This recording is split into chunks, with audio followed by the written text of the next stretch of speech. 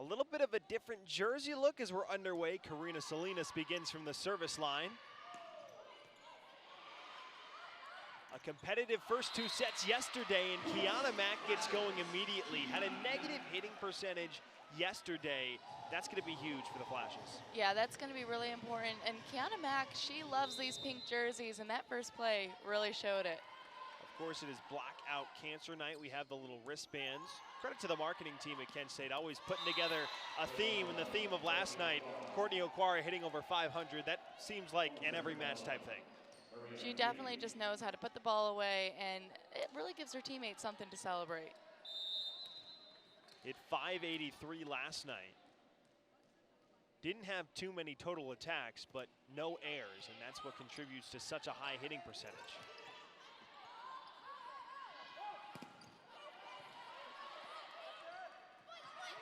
Mack off timing with the slide from Kendall White. Borland rejected up front. Kendall White and Mack combined for the block. Huge block play. This is exactly what Kent State needs to really get the momentum going early. It's only 2-1, but these little plays like this are going to be so crucial to keep the momentum on their side. That may have been Kendall White with a solo block. Had one of those yesterday. How about Kiana Mack? Not her natural position, a middle covering, and that clearly hit a Buffalo hand. Salinas from the back row. Salinas has really stepped up that back row attack. It gives Kent State another option, another look, and it's going to keep defenses guessing a little bit. Kent State's best hitter. We mentioned it in the pregame, Mackenzie McGuire only hit 122 last night as Mack notches the ace. Serving aggressive is another key for Kent State, and they've been able to do that in the first 5 points of the match. The fifth year went into last night's match, leading the team in aces with 22, but was unable to garner one, and does right away in set number 1 here today. McGuire. Great up. What a save and an even better play by Feudy. They give it right back to her.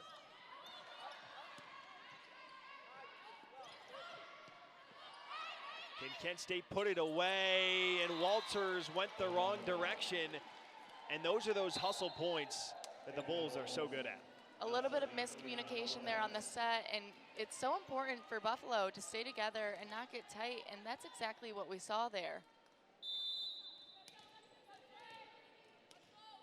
Juliana Lopez making her second appearance this weekend. Had a team high 4 aces yesterday to give her 6 on the year. McGuire dots the line. Maria Feudy thought that ball might be going out, and she even looked at the up judge, but she knew herself that ball was well in.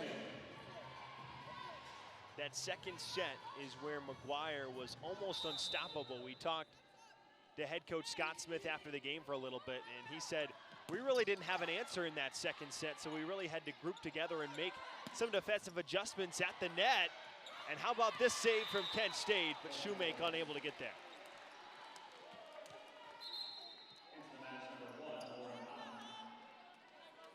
We are going to see Lauren Otten into the game. No Trebihovska to start. Struggled a little bit yesterday. Scott Smith said she was up and down a little bit last year, mostly consistent this season, but not too much last night, so he elects to go with Otten in the front row.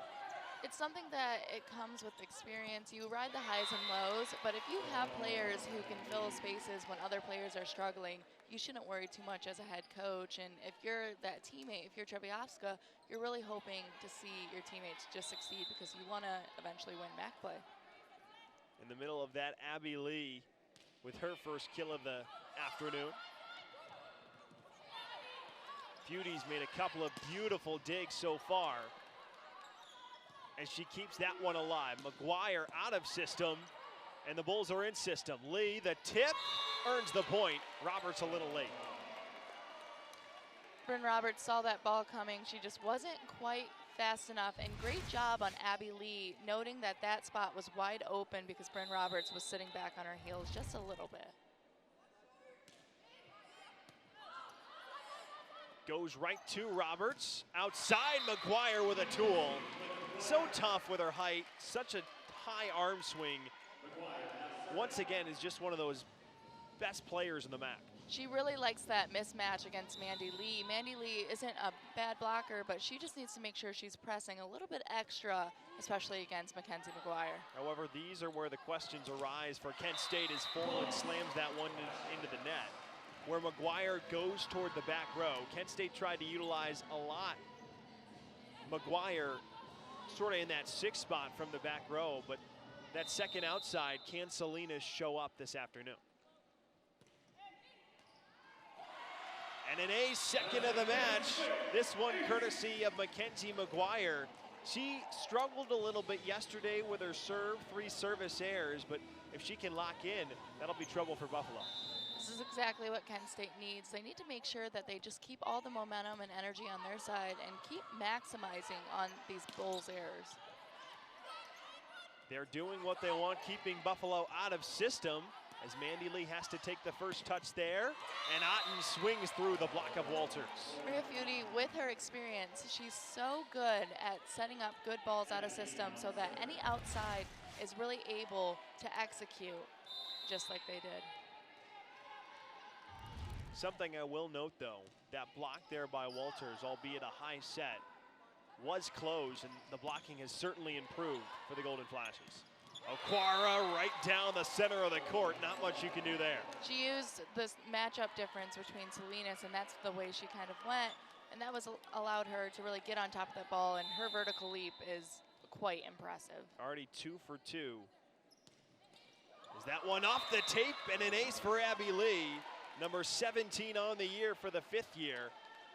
That can be troubling and frustrating for a defense. Be troubling and frustrating for sure. However, sometimes they don't always go over the net, and that's kind of what you hope too. How about 2 in a row? At that point, you're a little bit frustrated. You might move one of your passers up a little bit or one of the front row people off the net. Maybe they do 2 back row players and bring Salinas up just a little bit in case that happens yet again. I don't think I've seen that before, where 2 consecutive aces off the tape. Kent State wants a touch, they don't get it, as Shoemake's first swing of the afternoon goes out of play.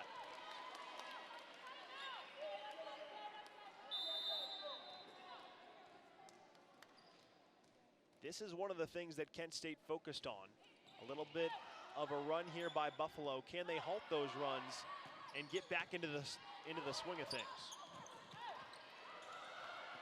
Lee's dump gets the Flashes out of system.